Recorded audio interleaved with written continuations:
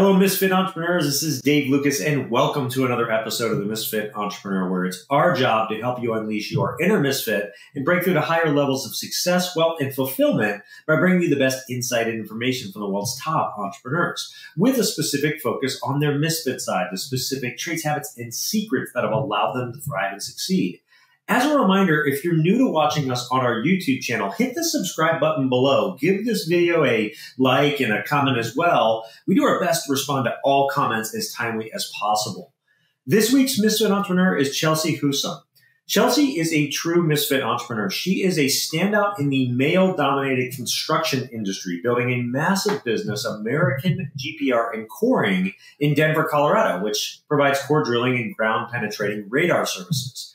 She's been featured everywhere from Fox to ABC and CBS, and is also the author of Real Vibes Only, Unapologetic Confessions of a Hot Mess Mompreneur. After hearing that title, I bet you can understand why I had to have her on the show. I'm excited to discuss breaking through barriers, her experience with building her business, and the lessons she's learned on how to consistently succeed as a mom and entrepreneur. So, Chelsea, are you ready to unleash your inner misfit? I am, Dave. Let's do it. Well, it's a pleasure to have you on. And as we do with every guest, you've got a really unique story, building this business in an industry that typically, isn't dominated by women, and really making a standout in it, being a mompreneur and all, speaking and all the other stuff that you do. You're a power pack when it comes to entrepreneurship. So take 5 minutes or so and just tell us your story. How did you get to where you're at? Yeah. So I didn't plan any of it. It's kind of the twists and turns life took me. But so I am from a small town in South Dakota. I got a Spanish degree and a broadcast journalism degree. And I actually moved to Colorado to do my broadcasting internship to finish that degree. And I ended up staying out here. And so after college, the bills, the loans started coming due. So I'm like, I just need a job. And I thought I wanted to be the next Barbara Walters, wanted to be a news anchor. But then I found out they make 20 grand and work nights and weekends. So I was like, I don't know about that. So I took a job with a experiential marketing and a trade show company for about 5-6 years. And then I just started feeling that I wasn't really doing anything worthwhile with my life, like giving back, right? So did some more soul searching. I ended up quitting that job and got my master's in education. And I became a high school Spanish teacher for 10 years. So totally different, but, pivoted. It was great. I really enjoyed that, but the last year was kind of brutal, and I just knew that I didn't love it anymore. So I knew I had to move on. And then I was desperate for a job. No one, I applied for jobs. No one called me, which was really discouraging. And the only job I actually got offered was as an office manager for a different construction company. So that got me into commercial construction, but I did not get trained well. I kind of just got thrown in. It was kind of brutal. But I learned a lot the hard way. And then in March of 2020, I started my company, and I built that and actually worked both jobs until April of 22. And then I was just like, I physically cannot do this anymore, and finally stepped into my company and now run that. So I understand how I was going to ask you got into the construction industry. So I understand how you kind of fell into that, but how did you end up picking your business in that industry? The specific niche of GPR, ground penetrating radar. How did you end up with doing that? Yeah. So I had some conversations and decided that there was definitely a niche in Denver for that, for the GPR scanning.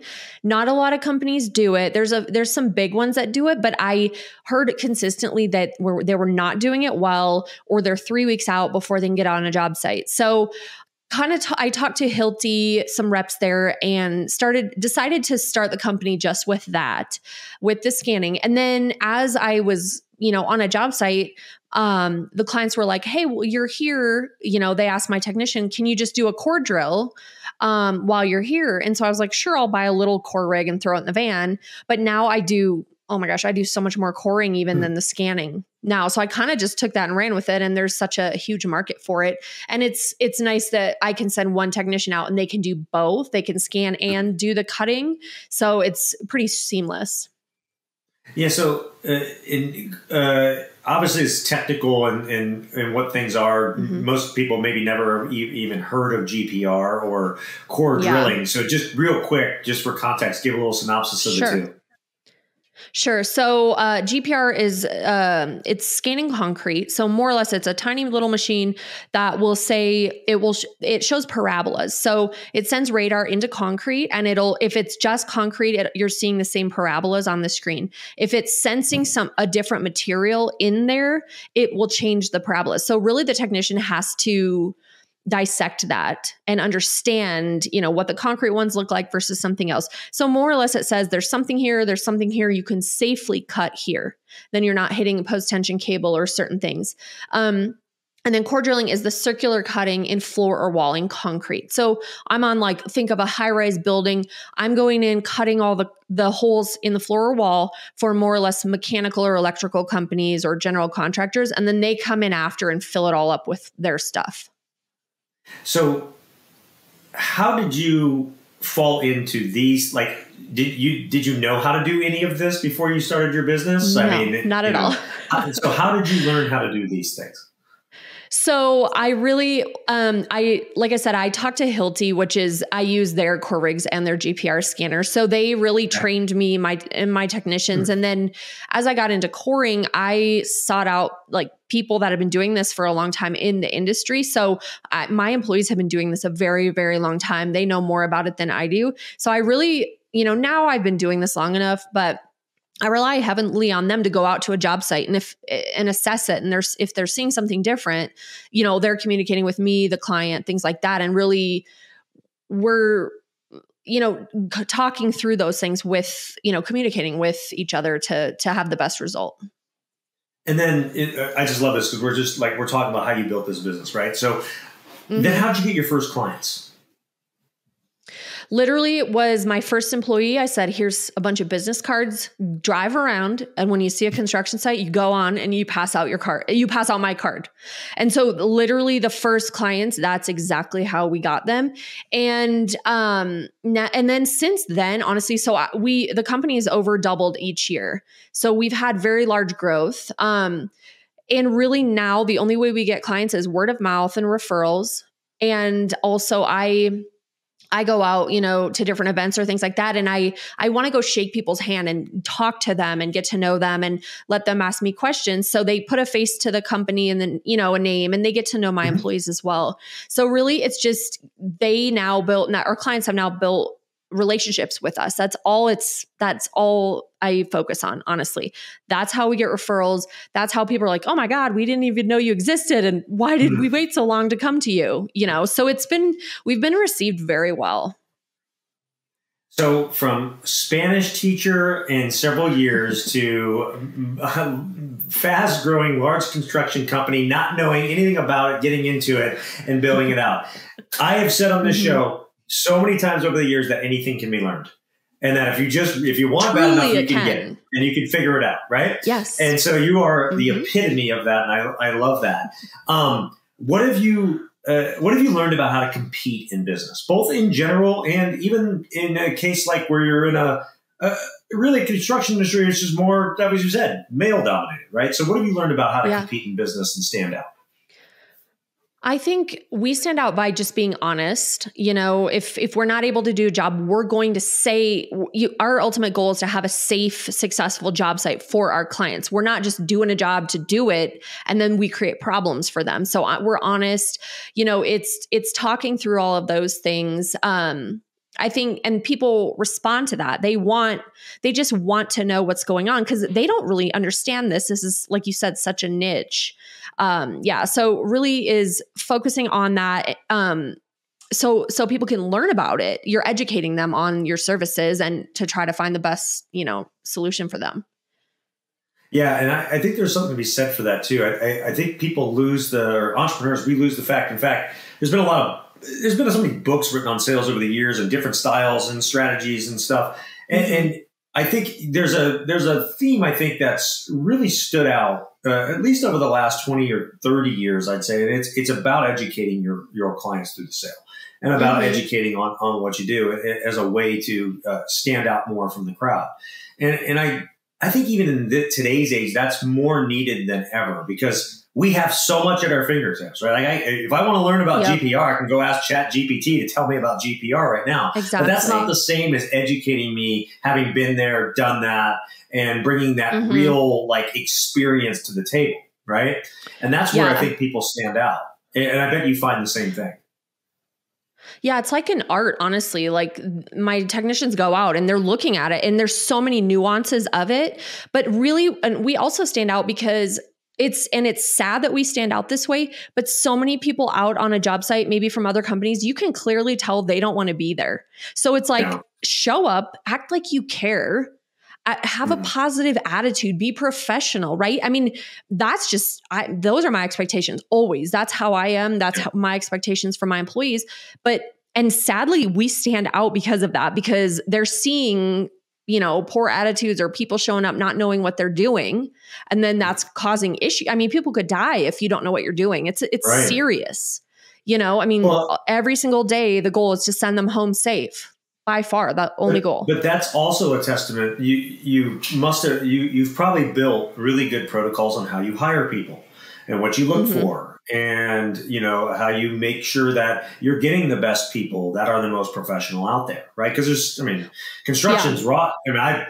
I spent a lot of time in everything from roofing to other brick and all that stuff for a number of years, actually working, right? Yeah. And so I've seen it all. And so yes, it is easy to stand out just by being professional, but there also is, that kind of, it's consistency of it too. Right. And so you have to have, you can have somebody show up that does a good job once, but then doesn't show up again. So you got to have a good way to make sure you've got the right people. So how do you find and how do you ensure that you've got the right people?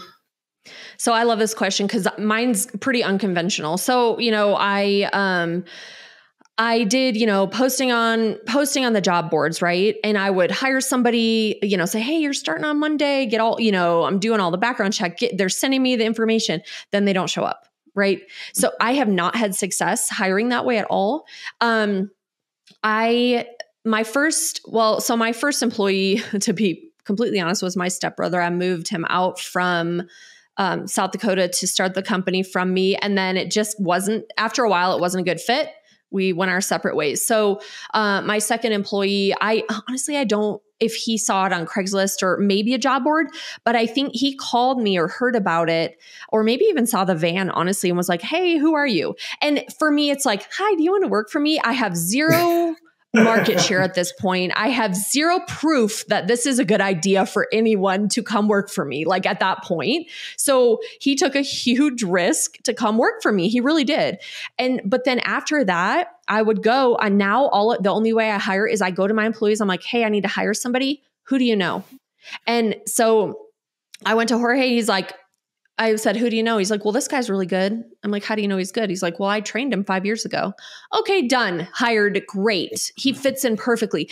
And then for the next hire, I think he had actually come up and talked to my employees at a job site that he was on for a different company, and they got to chatting. And actually now I have people calling my employees saying, are you guys hiring? Are you hiring? And because they're hearing kind of about our culture is different, and we're just different in how we operate and do things, but they're hearing about it. And they like, these other people want to work for us, which is cool. So I actually have a backlog of people calling. And really with starting a startup too, in construction, knowing I need really good people, and I can't, sometimes you're super busy, sometimes you're not. So I pay each of my technicians 40 hours a week, whether they're working or not. They could be literally sitting at home on a Thursday, getting paid, just chilling. But I know, and I pay them very well, and I know they have families to take care of. If they're only working 20 hours a week or whatever, they're going to quit and go back to where they're having consistent work. So I do that differently because I know I have to, and it's worth it for me to pay more to build this business, knowing I can depend on these people. Right, and have the best people and keep them. Yeah. What would you say has been the biggest challenge in building your business to date? But also, what's been the biggest surprise? It is. I think finding the right people, I think right now we have a really the most solid team we've ever had. We've always had good people, but maybe just not the right fit. Or, you might have someone trying to take advantage of the situation or something. And managing people is hard. So I think going through that, I feel really solid about all of the people that I have right now and kind of the value we offer. And the most surprising, it's crazy to me that, being in a large market in Denver, the people that are calling me, like yesterday, I had a huge company, probably multi-billions company, call me. He's like, hey, I want to give you guys a chance. I don't think we worked with you yet. That's really cool. And we're finding, people are really receptive to us in the market. And they're like, oh my gosh, you guys are really good at what you do. Or we don't have to wait 3 weeks for you to get on site, like some of these bigger companies. And honestly, the last few weeks, I've had more companies reach out to me and they're like, we're just looking for a reliable partner, because I'm hearing some horror stories about some of these other companies that they're making some pretty big mistakes. And again, this is serious. So it's weird how I'm getting clients just because they're unhappy with the service and, what they're getting from other people. So Chelsea, you were talking about how your business is growing. It's growing by word of mouth. And there's, you guys are reliable, you're consistent and that sort of thing. And you're getting more and more calls. Like you mentioned, multi-billion-dollar company calling and stuff. So that means your business is going to continue to grow. You said you've doubled every year and that sort of thing, right? So how are you planning to be able to keep your standards where they're at or above while you grow and get bigger and bigger and bigger? Because that's a challenge for companies as they grow, right? Yeah. So how are you, I guess, looking forward and planning to do that? Yeah, I think I try to be very clear about my expectations. I don't ever want to assume people understand what I'm expecting. So I try to be very clear up front. Like when I'm hiring you, you can pass a drug test at any time. You can pass a federal background check. You can, because a lot of times like I call them and say, hey, you got to go take a drug test today. And they always pass. And we're badged at, federal buildings or the airport, whatever. Like we have to be able to pass those things in order to work. So I'm very clear about my expectations. And, growing, I don't want to get super huge. I don't. I like what we've built. And I think there's beauty in the culture that we have. Like we all get along so well. We laugh, like we joke around. It's like every Christmas we go out to a super fancy dinner and we're just like laughing our butts off. It's so fun. And so it's really finding the right people that fit in that and that grow well with us and understand. And one of my employees, he always says, you're the best boss I never had, because he goes, no, they've all worked for the big companies in town, all of them. And he's like, no one cared about us in the field. Like no one gave a crap about us. You do. Like you go out of your way to try to talk to us, communicate with us, make us feel valued. I send them birthday cards, anniversary cards. I throw them some cash, like go have fun this weekend. When I get praise from clients, I shout it out to the team like, hey, look at this message we just got. Like, yeah, way to go. You know what I mean? Like I want them to feel valued and cared for. And that's how you grow and that's how they're going to stay for sure. I think it says a lot when you say, I don't know if I want to grow this business, to be a massive business. I want to, manage it to a certain size or whatever. I think I think understanding self and really knowing who you are and what you want is important for that, because most are like, no, I want to continue to grow, but they don't understand there's benefits and challenges to that, right? So understanding, where you want to be and what it is, and being able to be okay with that is, you have to do a lot of, I think, soul searching and understanding of self to get there. Have you gone through a personal journey that's really helped you understand who you are and what you want? Yeah. I've been through enough things in life that being an entrepreneur, like you get this, there's ebbs and flows of business. Sometimes you do need to put in more time. Sometimes it lets up a little bit. Right. But I feel like I have found a really good balance, and like, it's not like work-life balance, but just in my life, like I'm very fulfilled. I'm happy. I'm not working 60 hours a week. Sometimes I don't even work 40. I work my butt off. I literally do all of the operations and everything to run the company minus the employees in the field. I just hired a part-time lady to send out invoices for me, but past that, I do everything, which is a lot. But I bust it out and I work really hard, and then I go live my life and I find balance, and I go to bed really early because I'm a boring old lady, and I get up at 5:30 and I go right to the gym because my phone's ringing at 6 or 7 a.m. You know, they're on a construction site. So it's like I found a really good balance and flow of my life, and I feel like I'm handling more than ever, right? And I've built this company up, but I feel like I have such a good balance of it all and like flow of it all that I feel really fulfilled. So it's hard, but it's finding boundaries and saying, do I need to go to this meeting? You know, I get like bankers and insurance people always want to take me to coffee, to get to know you and see if we can help you. And while that's great, I used to do that. Now I don't. It's not worth my time. I don't have time for that. I'm not going to switch banks or insurance companies. Like, that is insane to me. That would be more work for me than it's even worth, so I nicely say no. Or it's like, do I need to be at this meeting? If I don't, then don't go. You know what I mean? So it's having those boundaries to be like, I now protect my time more because I know how much I have to do, but I also want to just be happy and fulfilled and I don't want to be stressed out. That's not, if I'm successful one day and my family hates me, I work 80 hours a week, my health's failing and I hate my life. I don't want that at all. Yeah. What's the point of that, right? Yeah. And that kind of leads into, your book, because I love the title. I love Unapologetic, Confessions of a Hot Mess Mompreneur. I think you just take out mom and put entrepreneur in there because, all of us are a hot mess in some way, shape, or form at some point. So share some of the lessons from the book that you feel are important for entrepreneurs. Yeah. I mean, I try to talk candidly about life, juggling everything, being an entrepreneur, and I luckily have a lot of female friends in construction that own companies. They're doing multi-millions a year, which to me is really cool. And I've been able to call on them and, they've become friends and mentors to me. But really, like, let's just be real and own it, because I love to say us entrepreneurs are kind of a special kind of crazy. Like, what kind of people knowingly walk into this and like, yes, I'll put literally everything I own on the line. And if I mess up, that's like, the pressure is insane, but you can build such a beautiful life. Like, I told my husband, I'm ruined forever. I can't ever go back to an 8-to-5 job or to work for someone else. Like, my soul will be crushed. I can't do it. Yeah. So it's just, saying the real part of it, entrepreneur life, juggling it all, and like, stop trying to be perfect. Like, that's just stop. We feel this pressure to, we can't say that we're struggling or going through something because other people might judge us. Well, if you actually say what you're going through, you will find your people and connect on a deeper level. And maybe you can go through it together instead of feeling alone, right?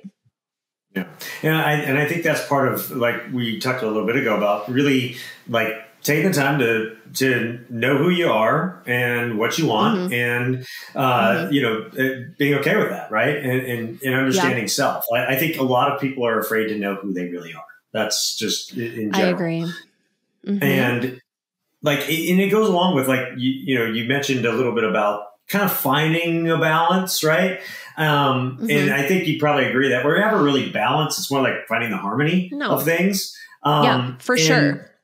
Yeah. And I think, being an entrepreneur is tough. But it's very rewarding. And you kind of mentioned, we spend a lot more time in the valleys than we do the peaks, but the peaks are oh so sweet and they're worth it when you're there. Right. Yep. And so is being a mom a lot like that. Right. So what advice do you have for other mompreneurs that really, on their journey on how to find that harmony between, running their business and taking care of a family? Yeah. I mean, I think you have to look at your priorities. For me, it's Well, first of all, I want my kids involved to see what I'm doing, right? So I have 2 boys, they're 7 and 11. So every day after school, we go to my PO box, and they'll come back out. They'll be like, Mom, we got 3 checks today. How much are they? Are they good ones today?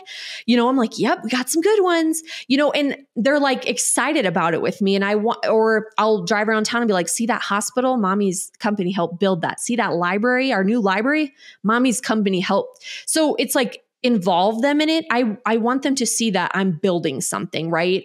And to understand that I'm working really hard, but I want to show them, you can work hard and create anything, but also look at, like, you have to protect your energy, but you have to look at how you're feeling. So what are you doing? I found myself over the years, like, doing things that drain my energy, make me cranky, like make me feel like crap. I don't have time for that. Like, I have to move. That's why I move my body first thing in the morning, because if I say, oh, I'm going to work out at 2, that doesn't ever happen. I get lazy. Something comes up. Like, let's be honest. I don't have the willpower for that. I just don't.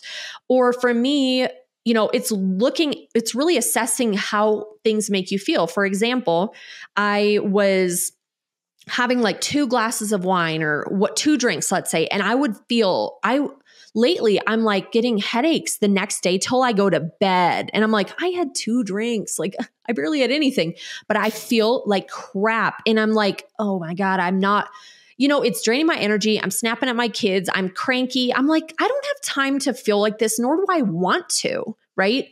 So I chose to stop drinking, and I've had a few drinks since, but like in December before New Year's, I'm like, that is not aligning to my goals right now. So I pulled it way, way back because I don't like feeling that way. So it's looking, and there's always 1 or 2 things that we all do. We're like self-sabotaging that makes you feel bad, but you have to be like, what is that thing that's doing that to me? Oh yeah. Okay. Then get rid of it. If you really want to be a high performer and doing the things you need to do.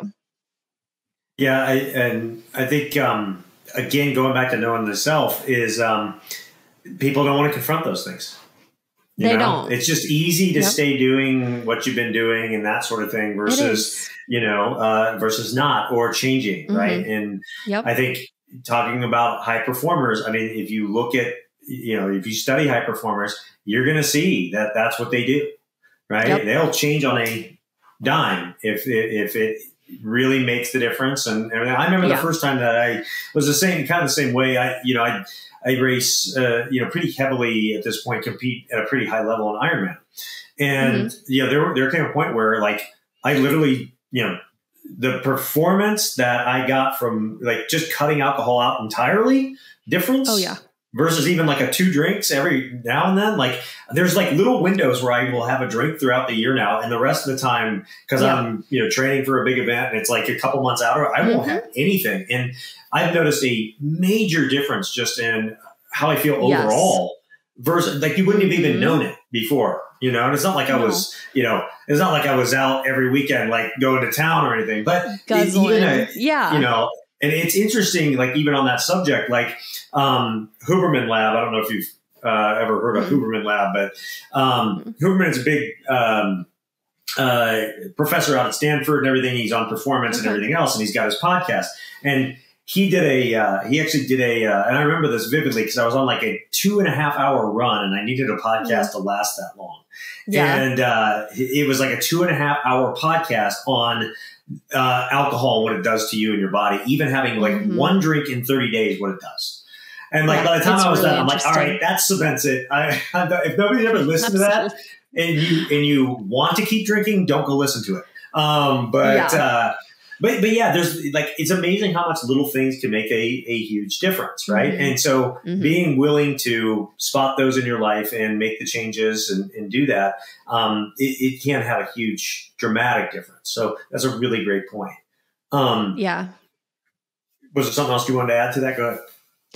Oh, no, I mean, I agree. But even like, let's say a handful of drinks a month, they all add up. Or even if you had 1 drink a day, it just drains your energy just enough, right? But you're right. When you totally step away, you wake up, you're like, oh my God, I feel amazing. Like, let's go. It is a total game changer. It's the same thing with things that It's the same thing like in your business and your life, like even people, there are energy vampires and drains that you have to separate yourself from too. So like we use alcohol as a, in this case, drinks as a, example, but there are tons of different things that are like that in our lives. And it's having that strength and willpower and honesty with yourself to separate yourself from where you need to. And that's the hard thing. But if you can do it, it makes a huge difference in your life. Well, and on that too, real quick, sorry. A lot of the times when you're out chasing dreams and trying to do big things in life, like some of the people closest to you, they like seeing you safe and, playing small. And so when you're out doing things, like those might be the people that are they're judging you. They're saying mean things to you. They're trying to bring you down, right? Where it's safe and, for them. So it's extremely hard. Yeah. And so you have to look at how are things and people and whatever you're doing in day to day making you feel. And if it makes you feel like crap, you really need to take a step back. Yeah, and that's why, and it's true. In a lot of times, entrepreneurship's a lonely game, and you got to be, and you got to be okay with that. You got to be okay with just being with yourself, because of those things. You have to, you can't let, like, even if you love somebody, you can't let them pull you down, right? And that's it's a challenge. Into that, we're kind of on it. Like, what are some of the most impactful lessons you've taken from your entrepreneur journey? I want people to know that I feel like I've reinvented myself so many times, and you really can completely change what you're doing in life and be successful. And I have no business training. I went to school for Spanish and broadcast journalism. So I have no business training, but I figured it out. I asked a lot of questions. I found people that are doing what I want to do, and I become friends with them so I can learn from them. I Googled a lot. I cried a lot in the early stages, like, what am I doing? But you can actually figure it out. You just have to maybe work a little harder and have that grit. But you really can step into anything and be successful if you work your butt off. So, that's always one of my favorite things, because I've met people. I met a woman at an event I had recently, and she's like, well, you could clearly tell she just hates what she does. And she was like, well, but it's just past the point. I'm too old to do anything else. And literally that broke my heart. I was just like, oh, no, you're not. You're not. Classic example. Colonel Sanders started his first chicken shack when he was like 62 or something like that. Yes. So KFC. Yeah. Yeah. So, but it's all up here in the end for that, and it's funny. Everybody's like, Think and Grow Rich, right? Classic book. Most entrepreneurs, most people have read it and stuff. And, it tells you at the beginning of the book, that the secret lies within this and everything. And I think the first time everybody reads it, like, people are like, where's the secret? What's the secret? Like, there's great advice and all that stuff. But really, in the end, it's just desire. Desire drives everything, right? And so if you want it bad enough, you're going to figure out a way to do it. If you don't, then you're not, right? And you'll fall short. And that's what that's the difference between, getting to a point and then either failing or just like ending it, or making the final leap that you need to really succeed, right? And it's that desire. And I think that's a really good theme from your story, right? It's just this desire to have the life that you want, create it on your terms the way you want. And you didn't know the vehicles or whatever. You found, you figured it out along the way, and you chose it, and you went after it, and you made it a reality. And that's what it takes. Okay, it's time for Chelsea's Misfit 3. These are the 3 things that she wants you to take that you can put in your life, your business, make a difference for yourself starting today. And the way that I always frame this to every guest that comes on the show is I say, hey, look, if you're going to leave this earth tomorrow, and you can only leave behind your 3 best pieces of wisdom to the generations that come after you to help them live their best life, what would those 3 things be? So, Chelsea, what are your Misfit 3? I would say set boundaries. Like, we are so busy. You need to own your time, right?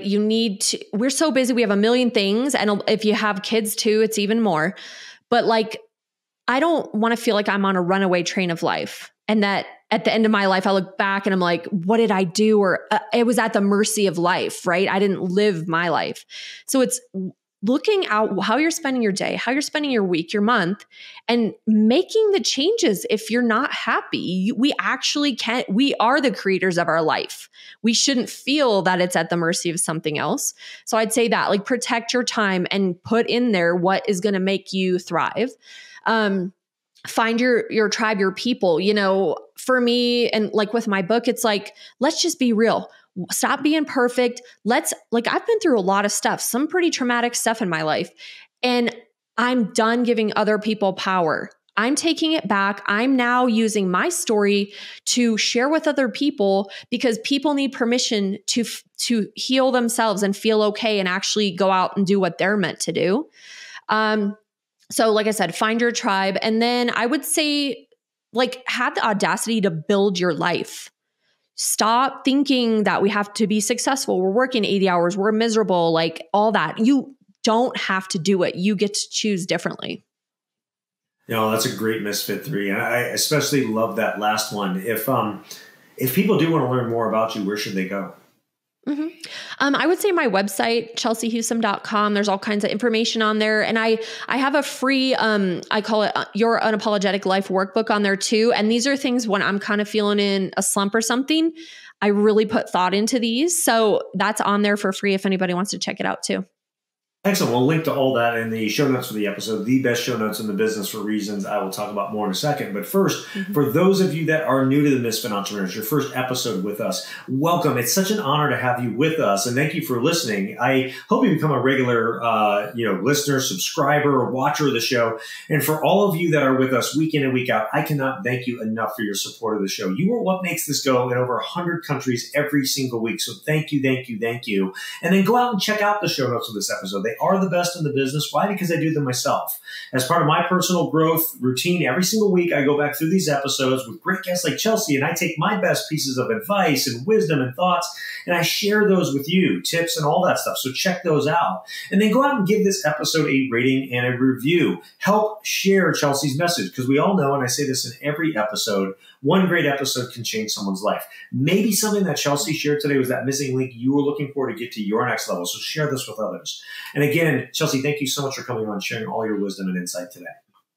Thank you. This was wonderful, Dave.